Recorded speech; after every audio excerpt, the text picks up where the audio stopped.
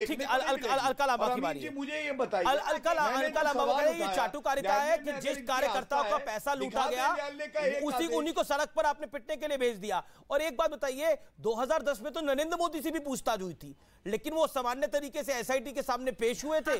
उन्होंने पूछताछ करी रात को 1 बजे तक और चले गए।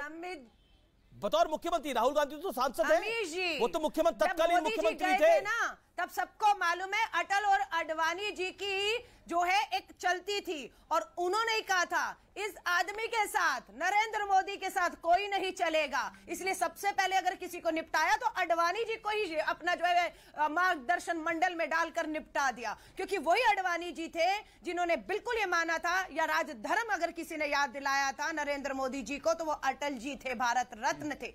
ये वो भाजपा थी। आज की भाजपा है क्या? सिर्फ दलाली खानी है।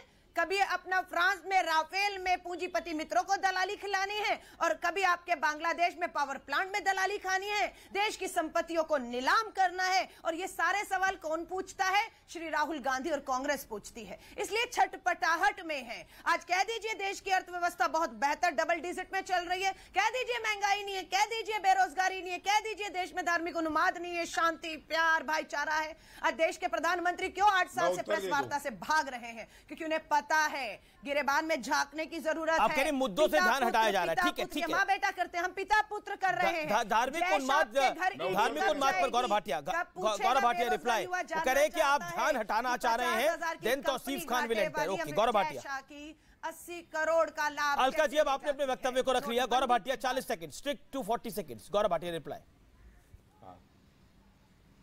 अमीर जी एक बात बोलूं आपसे, मिल जाएं सारे भ्रष्टाचारी, ईमानदार मोदी जी तब भी हैं सब पे भारी, और यही सत्य है। बताइए, ये लोग बात कर रहे हैं, बुलेट प्रूफ जैकेट नहीं थी हमारे सेना के जवानों के पास, और ये वीवीआईपी चॉपर खरीद रहे थे। नेशनल हेराल्ड घोटाले में बेल पे बाहर है। अर्थव्यवस्था की बात ये करेंगे जिन्होंने कांग्रेस की सरकार में एक समय सोना हमारा गिरवी किया था। और आपको मैं बता दूं, रोजगार आज इतनी बड़ी घोषणा हमने करी है, जो परियोजना अग्निपथ लाए हैं उस पे भी छाती पीट रहे हैं। ये रोंदू हैं, इनका काम है केवल नकारात्मक राजनीति करना। आज का जो बड़ा सवाल है, जब न्यायालय ने हस्तक्षेप नहीं किया तो राहुल गांधी सोनिया गांधी को क्यों नहीं भ्रष्टाचारी माना जाएगा, जब तक कि फैसला ना आ जाए कि कुछ गलत नहीं हुआ। लेकिन पूरा देश जानता है सबसे बड़ा भ्रष्टाचारी कोई है तो वो गांधी परिवार है। ये लूटते हैं आम जनता का पैसा अपनी हवेलियों में, अपने सुख और चैन के लिए गरीब जनता का पैसा लूट लेते हैं, और कभी चर्चा में आते हैं तो विषयांतर करते हैं। तौसीफ खान, ईडी की जो कार्रवाई है वो सामान्य है आपको लगता है, या आपको लगता है बीजेपी ध्यान हटाना चाह रही है? मांग के नहीं खाया है। ठीक है, तौसीफ खान। नहीं, देखिए ईडी की कार्रवाई, शांत कराइए ईडी, देखिए ईडी की कार्रवाई राहुल गांधी जी के खिलाफ या गांधी परिवार के खिलाफ शक के दायरे में क्यों आती है, उसका मैं वजह बताता हूँ। अगर मोदी सरकार कहती है कि वो भ्रष्टाचार के खिलाफ है, तो फिर 2019 में बवाल उठा था अमित शाह के लड़के की कंपनी को लेकर के, जय शाह की कंपनी को लेकर के, कि एक पिछले साल 50,000 रुपए था, अगले साल 80 करोड़ रुपए कहाँ से आ गए? क्या कहा है उस मामले में? पढ़ा है पे भी इन्वेस्टिगेशन क्या कहा है उस मामले में? पढ़ा है आप? दूसरी बात क्या कहा है उस मामले में, आपको पढ़ना चाहिए। ये जो राहुल गांधी के खिलाफ मुझे कंप्लीट करने दीजिए। राहुल गांधी के खिलाफ राहुल फिर मुझे इंटरप्ट मत कीजिए। आपको तो आपका चैनल है, आपके पास में माइक है, सब कुछ है, आप बोलते रहिएगा, अपना रेडियो बजाइएगा, पहले मुझे कंप्लीट कर लेना दीजिए। 1-2 मिनट जो मुझे मिला है, इंटरप्ट मत कीजिए। हम तथ्य राहुल गांधी जी के खिलाफ गाना आप सुनिए। राहुल गांधी जी, ठीक है, आप सत्य बताते हैं, ठीक है, अभी आपका पर्दाफाश हो जाएगा, रुकिए, डरिए मत। राहुल क्या करेंगे पर्दाफाश? बताइए, करिए, मेरा पर्दाफाश करिए। उसका वो पीएमएलए के अंदर में चल रहा है।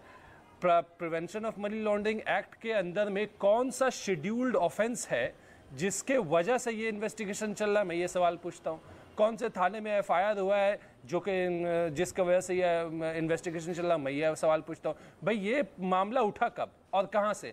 सुब्रमण्यम स्वामी जैसे व्यक्ति जिनको हार्वर्ड ने उनके उनके कोर्स को खारिज कर दिया, उनको हार्वर्ड से बेइज्जत होकर के उन्हें वापस आना पड़ा। सुब्रमण्यम स्वामी जैसे कॉन्स्पिरेसी थ्योरिस्ट, उनके एक शिकायत पे ये केस दर्ज हुआ। ठीक है, जवाब इस केस में इतने सारे लूपहोल्स हैं, ये तो शराफत है। माधवानंद ओपनली आ रहे हैं, अटेंड कर रहे हैं, वो कह रहे हैं कि आपको जो पूछना है पूछ लीजिए, हम किसी चीज से नहीं डरते, हम कुछ नहीं छुपाते। यही चीज हेमंता बिस्वा शर्मा पे क्यों नहीं अप्लाई होता?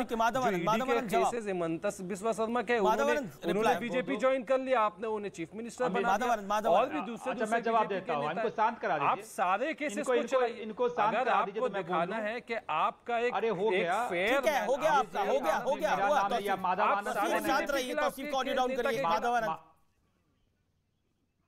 माधव आनंद कौन है पहले ये डिसाइड कर लीजिए। देखिए, कानून सबके लिए एक जैसा है, और चाहे वो छोटा व्यक्ति हो या बड़ा व्यक्ति हो। अगर किसी व्यक्ति पे या गांधी परिवार पे कोई आरोप लगा है तो उसकी जांच तो होनी ही होनी है, इन्वेस्टिगेशन होना है, इंट्रोगेशन भी होना है। एक सामान्य कानूनी और न्यायालयिक प्रक्रिया है, और इस प्रक्रिया में भीड़ तंत्र के माध्यम से अगर कोई असंवैधानिक चीजें होती है तो यह मुझे लगता है कतई उचित नहीं है। लोकतंत्र के लिए कांग्रेस मजबूत हो, ये सब लोग चाहता है, इवन बीजेपी भी चाहता है कि कांग्रेस मजबूत हो, लेकिन जहां भीड़ तंत्र को एक्टिवेट करने की आवश्यकता होती है,